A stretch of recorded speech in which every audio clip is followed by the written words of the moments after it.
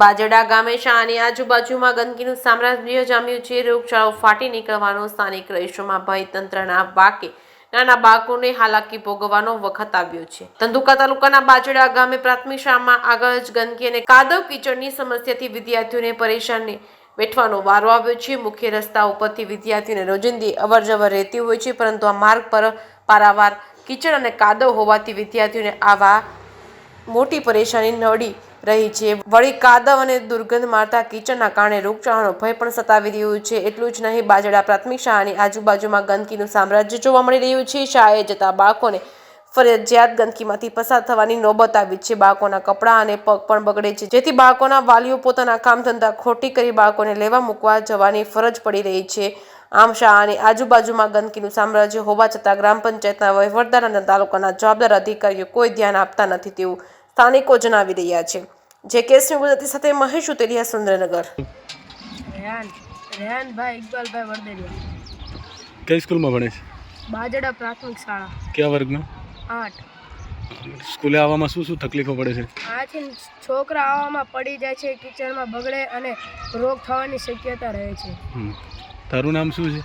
મારું નામ સિકંદર અબ્દુલ કરીમ ઉમડિયા છે। હા, કયા સ્કૂલમાં ભણે છે? બાજડા પ્રાથમિક શાળા। કયા વર્ગમાં? ધોળાનાથ। હા, શું તકલીફ પડે છે સ્કૂલમાં આવવામાં? નાના બાળકો જે આવે છે એ સ્લીપ કરીને પડે છે ને ડ્રેસ ખરાબ થાય છે, પાછા જાય છે। શું બેટા, તારું નામ શું છે? મારું નામ સફીના હારૂનભાઈ વારૈયા છે। હા, કયા સ્કૂલમાં ભણે છે? બાજડા પ્રાથમિક શાળા। સ્કૂલે આવવામાં શું શું તકલીફ પડે છે? અમને સ્કૂલે આવવામાં અમે કિચડથી પગ બગડે છે, પછી તેનેથી અમે સ્કૂલની અંદર જઈએ ત્યારે સ્કૂલમાં બધું બગડે છે। હા હા, સરસ। સર, આપનું નામ?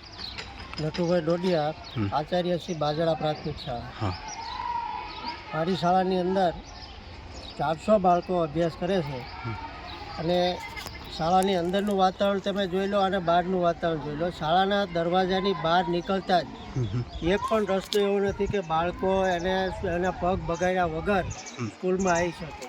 પગ બગાડવાની એટલે કેવા કે આખું ગંદુ પાણી, ગટરનું ગંદુ પાણી, ઉકરડાનું ગંદુ પાણી અને એવું ગંદુ પાણી કે એની વાસ બધા જ સ્કૂલની અંદર, બધા જ વર્ગની અંદર આવે છે। એક પણ વર્ગની અંદર બેસે એવું નથી, એટલી વાસ આવે છે, ખરાબ વાસ આવે છે।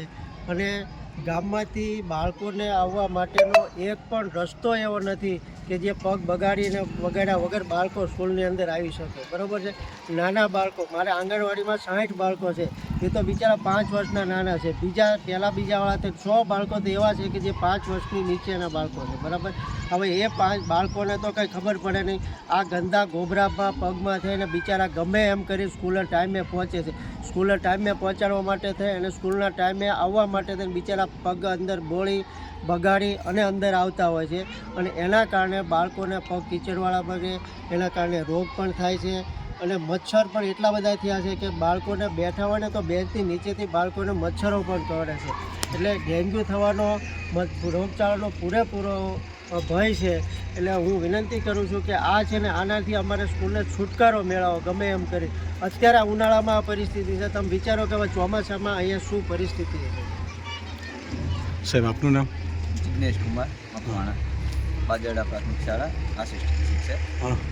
અહીંયા ઘણા સમયથી ગારા, કાદવ, કીચડનો પ્રશ્ન છે। ઘણી વખત રજૂઆતો કરી છતાં પણ પરિણામ શૂન્ય છે।